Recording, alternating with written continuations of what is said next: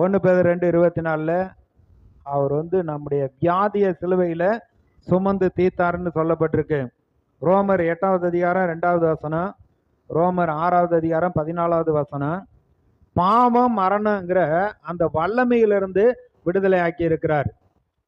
ஏன்னா மரணத்துக்கு அதிகாரி ஆகிய பிசாசானவன் அப்படின்னு சொல்லப்பட்டிருக்கு எபிரேயர் 2வது அதிகாரத்துல. ஆனா இயேசு அந்த பிசாசை தன்னுடைய மரணத்தினால அவர் ஜெயித்தார். ஜீவிய காலமெல்லாம் அந்த மரண பயத்திலிருந்து அவர்களை விடுதலை ஆக்கினார். விழுந்து போன தேவதூதர்கள் கை கொடாமல் ஆபிரகாமுடைய சந்ததிக்கு அவர் கை கொடுத்தார். அவர் தாமே சோதிக்கப்பட்டு பாடுபட்டதுனாலே சோதிக்கப்பட்டவர்களுக்கு அவர் உதவி செய்ய வல்லவராய் இருக்கிறார். அந்த மரண பயத்திலிருந்து, பாவத்தின் வல்லமையிலிருந்து அவர் நம்மளை விடுதலை ஆக்கி இருக்கிறார். கலாத்தியர் 3:13 மரத்தில் தூக்கப்பட்ட எவனும் சபிக்கப்பட்டவன் என்று எழுதியிருக்கிறபடி கிறிஸ்து நமக்காக சாபமாகி அந்த நியாயப்பிரமாணத்தின் சாபத்துக்கு நீங்களாக்கி நம்மை மீட்டு விட்டு இருக்கிறார்.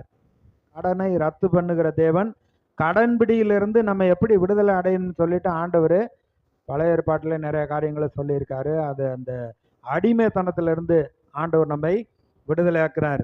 எல்லா வாழ்க்கையிலையும், எல்லாருடைய வாழ்க்கையிலையும் நெருக்கம் வருது. எப்படி வருது, ஏன் வருது, எதுக்கு வருது, இதனால என்ன நன்மை உண்டாக போகுதுன்னு நமக்கு புரிய மாட்டேங்குது. எல்லாம் நல்லா இருக்குன்னு எதிர்பார்க்குறேன். நல்லா எதிர்பார்க்குற நேரத்தில் அங்கே தான் பிரச்சனை வந்துடுது. ஆனால் எல்லா நெருக்கத்திலும், எல்லா பிரச்சனையான நேரத்திலும், எல்லா சோதனையான நேரத்திலும் இயேசு நம்ம கூட இருந்து அந்த வல்லமையிலிருந்து நம்மை விடுதலை ஆக்குறார். அவர் சிலுவையில பிசாசோடைய தலையவே நசுக்கிட்டார். முற்றும் அவன்கிட்ட இருந்த வல்லமையெல்லாம் உரிந்து கொண்டார். அதனால நெருக்கத்திலிருந்து விடுதலை. அடுத்து மனுஷர்களுக்கு நம்ம அடிமையாக வேண்டிய அவசியம் இல்லை. ஏன்னா அவர் ஒருத்தர் தான் பிதா, அவர் ஒருத்தர் தான் குருன்னு அழைக்கணும்.